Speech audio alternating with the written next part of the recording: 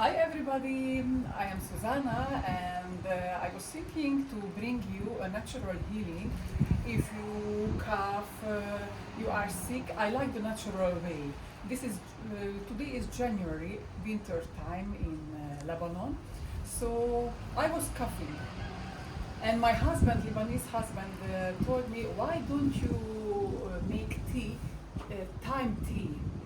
Or in Arabic, za'atar, chai, or Hungarian, Kakukkfűtea.